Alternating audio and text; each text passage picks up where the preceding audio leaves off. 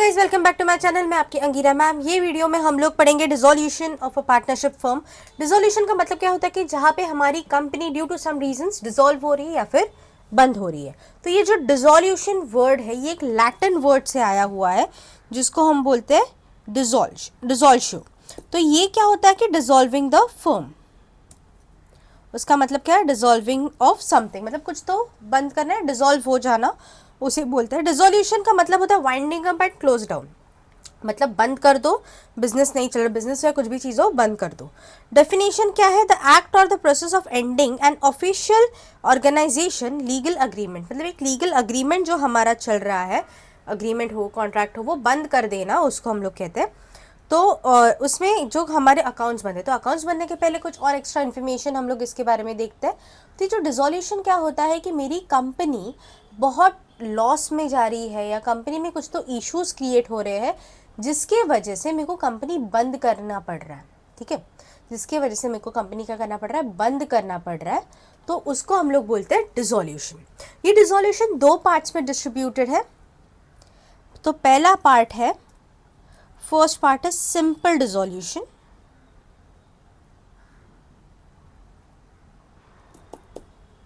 और दूसरा पार्ट है डिसोल्यूशन अंडर इंसॉल्वेंसी सिचुएशन।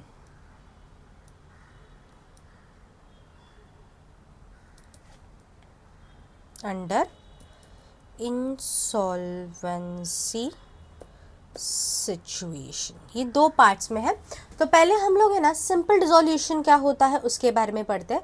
तो सिंपल डिसोल्यूशन मतलब जहाँ पे पार्टनर्स ने डिसाइड किया कि बस हो गया अभी business, due to some reason कुछ ना कुछ मिसअंडरस्टैंडिंग्स हो गई होगी या कुछ ना कुछ प्रॉब्लम्स क्रिएट हो गए होंगे, तो इसके वजह से ना पार्टनर्स ने डिसाइड किया नहीं बाबा अभी ये मगजमारी नहीं चाहिए, हम लोग कंपनी बंद कर देते हैं।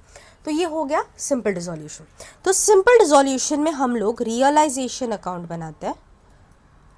अभी तक जो एडमिशन के सम हमने देखे थे, जिस सेम टू सेम डेथ और रिटायरमेंट के, इसके बाद वो भी आ जाएंगे, तो उसमें हम लोग रीवैल्यूएशन अकाउंट डालते थे। रीवैल्यूएशन अकाउंट का मतलब क्या था कि जिसमें हमारे वैल्यूज, असेट्स के वैल्यूज चेंज हो जाते हैं। तो यहाँ पे हम लोग बनाएंगे रियलाइजेशन अकाउंट। रियलाइजेशन मतलब जहाँ पे पुरानी और नई दोनों इन्फॉर्मेशन थी। रीवैल्यूएशन में क्या था, जो सपोज असेट वॉज 20,000 और उसके बाद वो 30 हो गया, तो 10,000 का जो डिफरेंस आता था, ये डिफरेंस हम लोग रिवैल्यूएशन अकाउंट में डालते थे। वाइल रियलाइजेशन में हमारी पुरानी इन्फॉर्मेशन और नई इन्फॉर्मेशन दोनों भी जाने वाली है। ठीक है, सो इसमें फर्स्ट स्टेप हम लोग रियलाइजेशन अकाउंट डालते हैं। रियलाइजेशन अकाउंट में सारे एसेट्स एंड लाइबिलिटीज़, पार्टनर्स के जो या फिर कंपनीज के जो भी एक्सपेंसेस वगैरह है, वो सारी चीज़ें इसमें पोस्ट होंगी। उसके बाद पार्टनर्स कैपिटल अकाउंट बनता है, पार्टनर्स करंट अकाउंट बनता है। दोनों भी आपको एक्सप्लेन किए हुए चैप्टर 1 से कि कैपिटल अकाउंट कब बनता है, करंट अकाउंट कब बनता है, फिक्स्ड एंड फ्लक्चुएटिंग मेथड था वो भी, उसके बारे में भी हम लोगों ने पढ़ा हुआ था। फिर हम लोगों ने फिर इसमें बनते हैं पार्टनर्स के लोन अकाउंट। अभी कंपनी बंद हो रही है, तो कंपनी बंद होने के टाइम पे पार्टनर्स का कुछ ना कुछ तो लोन रहेगा, वो भी तो पे ऑफ करना पड़ेगा, उसका एक अकाउंट बनता है। कैश एंड बैंक अकाउंट बनता है। अभी डिसोल्यूशन के टाइम पे पहली बात तो क्या है कि कंपनी का जितना भी लोन है वो पे ऑफ करना है फर्स्ट। दूसरा, उसके जो असेट्स होंगे या तो वो सेल आउट किए जाएंगे या तो पार्टनर्स अपने साथ लेके जाएंगे और उसके अगेंस्ट पैसे देंगे। तीसरा, अब ये कंपनी कैरी फॉरवर्ड तो होने नहीं वाली है, तो कैरी फॉरवर्ड नहीं होने वाली तो हमारी फाइनेंशियल स्टेटमेंट बनाने की ज़रूरत नहीं। फाइनेंशियल स्टेटमेंट मतलब बैलेंस शीट बनाने की हमें ज़रूरत नहीं है। नॉर्मली हमारा जो फाइनल अकाउंट्स होता है तो उसमें trading, profit and loss, balance sheet या फिर एडमिशन, रिटायरमेंट या फिर डेथ में भी हम लोग बैलेंस शीट ये बनाएंगे। बट जब डिसोल्यूशन बनेगा तभी उसमें हम बनाएंगे realization account, partners capital account, और उसके साथ और एक अकाउंट बनेगा दैट इज कैश अकाउंट। अभी नॉर्मली बैलेंस शीट हमारा टैली होता था तो हमारा सम करेक्ट है। यहाँ पे हमारा जो कैश एंड बैंक अकाउंट ये बनता है, ये कंपलसरी टैली होने वाला है। ये टैली हुआ, सम करेक्ट है, नहीं हुआ रॉन्ग है। ठीक है, सो अभी इसके जो अकाउंट्स है ये अलग अलग स्टेजेस पे आते हैं, मतलब ट्रांसफ़र स्टेज हो गया या फिर जिसके असेट्स पार्टनर्स लेके गए, खर्चा ले लिया, वो सारी चीज़ें, लॉसेस एडजस्ट कर दिए, प्रॉफिट्स एडजस्ट कर दिए, फिर उसके बाद हम लोग अलग अलग पेमेंट्स हो गए, लोन्स वगैरह पे ऑफ कर दी। तो ये सारे ट्रांजैक्शंस इसमें हम लोग क्या करते हैं, वेरीफाई करते हैं, चेक करते हैं और उसी हिसाब से सॉल्व करते हैं। बाद में डिस्ट्रीब्यूशन स्टेज आता है। डिस्ट्रीब्यूशन में कौन सा पार्टनर कितना पैसा लेके जाएगा, एज पर द रेशियो या फिर एज पर द डिस्कशन या फिर एज पर द अग्रीमेंट जो भी वहाँ पे प्रोवाइड किया जाएगा उस हिसाब से वो लोग पे ऑफ कर देंगे। बाद में आता है क्लोजिंग। क्लोजिंग के टाइम जो भी है कैश के रिलेटेड रहेगा वो कैश इन बैंक में जाएगा, बाकी सारे एज पर द अकाउंट्स जो रहेंगे वहाँ पे आ जाएंगे। ठीक है, सो अभी मैं डायरेक्टली इसका फॉर्मेट की तरफ आती हूँ। सो फर्स्ट अकाउंट इसमें बनता है, फर्स्ट फॉर्मेट इसमें बनता है रियलाइजेशन अकाउंट। सो रियलाइजेशन अकाउंट में क्या होता है, हमारे सारे असेट्स लाइबिलिटीज़ जो पुराने भी हैं, पार्टनर्स जिस वैल्यू में लेके जा रहे हैं या बाहर जिस वैल्यू में वो सेल आउट हो रहे हैं, कंपनी के जो भी खर्चे हैं, सब everything will come in the realization. Revaluation जैसा नहीं होने वाला है। रिवैल्यूएशन में हम लोग डिफरेंस डालते थे, यहाँ पे हम लोग डिफरेंस नहीं डालने वाले। हम लोग क्या डालेंगे यहाँ पे, सारी इन्फॉर्मेशन, पुरानी भी और नई भी। ठीक है, तो एक ध्यान में रखना, अभी जो पुरानी मतलब कहते हैं जो पुराना बैलेंस शीट, जो क्वेश्चन में हमें जो बैलेंस शीट दिया रहेगा उसमें जो information that is old information, और जो एडजस्टमेंट में रहेगी वो न्यू या फिर लेटेस्ट इन्फॉर्मेशन अज्यूम कर लेना। ठीक है, सो बैलेंस शीट में जो भी हमारे असेट्स एंड लाइबिलिटीज आते हैं वो पहले हम लोग पोस्ट करेंगे। सो स्टेप 1 क्या होगा, सो स्टेप 1 विल बी जो old assets and old liabilities post करना। सो ओल्ड असेट्स कहाँ आएंगे, तो रियलाइजेशन के डेबिट में आएंगे टू सन्ड्री असेट्स। सारे असेट्स आ जाएंगे अदर देन आरडीडी या तो वहाँ पे माइनस करके डालो या फिर आप क्रेडिट में भी डाल सकते हो, ऑटोमेटिकली वो माइनस हो जाएगा। ठीक है, सो और ओल्ड असेट्स कहाँ आएंगे, डेबिट में, और ओल्ड लाइबिलिटी कहाँ आएगी, क्रेडिट में। ये हो गया। उसके बाद जो कैपिटल आता है, पार्टनर्स का कैपिटल कहाँ पे जाएगा, कैपिटल अकाउंट में। सो पार्टनर्स कैपिटल में हम लोग डालेंगे यहाँ पे या तो टू बैलेंस ब्रॉट डाउन आ सकता है या फिर बाय बैलेंस ब्रॉट डाउन भी आ सकता है, और यहाँ पे ऊपर होना चाहिए था बाय बैलेंस ब्रॉट डाउन आ सकता है। ठीक है, करंट होगा तो टू या बाय कुछ भी आता है, कैपिटल रहा तो सिर्फ बाय में आ जाएगा। ठीक है, ये डाल दिया, लाइबिलिटीज डाल दिए, असेट्स डाल दिए पुरानी। अभी उसके बाद कुछ ना कुछ एडजस्टमेंट्स होती है कि बाबा चलो प्लांट एंड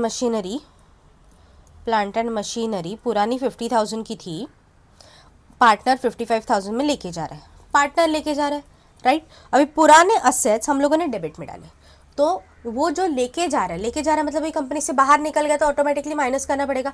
तो वहाँ पे माइनस करने के बदले, मतलब डेबिट में डाला है असेट पुराना, तो वहाँ से वो माइनस करने के बदले हम लोग क्या करेंगे, क्रेडिट में पोस्ट कर देंगे, क्योंकि हमारा कॉन्सेप्ट क्या है, डेबिट माइनस क्रेडिट का है। सो जो भी असेट एडजस्टमेंट्स में हमें दिए जाएंगे, वो लेके जा रहे हैं तो पार्टनर लेके जा रहे हैं तो कैश में सेल आउट हो रहा है, वो जो भी रहेगा वो हमारा क्रेडिट में आएगा। सो ओल्ड डेबिट, जो भी लेके जाएगा वो पूरा आएगा क्रेडिट। ठीक है, अगर वो पार्टनर लेके जा रहा है तो पार्टनर का नाम, बैंक लेके जा रहा है तो बैंक या फिर कैश जो रहेगा वो। सेम लाइबिलिटीज हो जाएगा, अगर लाइबिलिटी कोई पार्टनर पे ऑफ कर रहा है तो पार्टनर का नाम, और अगर हम लोग कंपनी ही कैश से पे करे तो कैश। ठीक है, सो सेम अपोजिट साइड आ जाएगा। ठीक है, वापस रिवाइज करते हैं। डेबिट में क्या था, ओल्ड असेट्स, क्रेडिट में ओल्ड लाइबिलिटीज।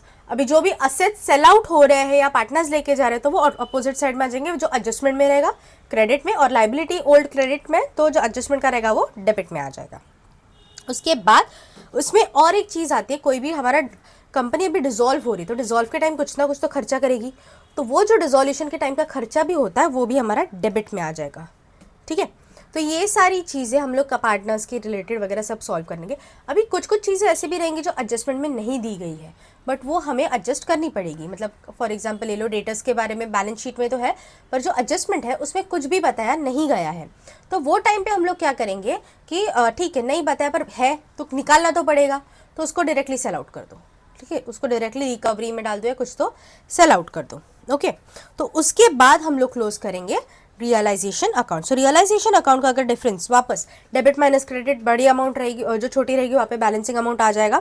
सो जो अगर क्रेडिट में आया तो वो हो गया liabilities taken over by the profit of realization, मतलब लाइबिलिटीज टेक ओवर। अगर वो असेट क्रेडिट में आया तो असेट टेकन ओवर और the loss of asset taken over और बाय द पार्टनर्स रिकॉर्डेड और अनरिकॉर्डेड। मतलब ये क्या हुआ, अगर यहाँ पे हुआ तो ये प्रॉफिट इधर पोस्ट हो जाएगा डेबिट में पार्टनर्स कैपिटल के, यहाँ पे रहा तो वो क्रेडिट में आ जाएगा। ठीक है, उसके बाद पार्टनर्स के रिलेटेड रिजर्व्स हो गए, पार्टनर्स कुछ लेके गया, पार्टनर्स को कुछ मिला, प्रॉफिट एडजस्ट हुआ, सारी चीज़ें पार्टनर्स कैपिटल में पोस्ट हो जाएगी।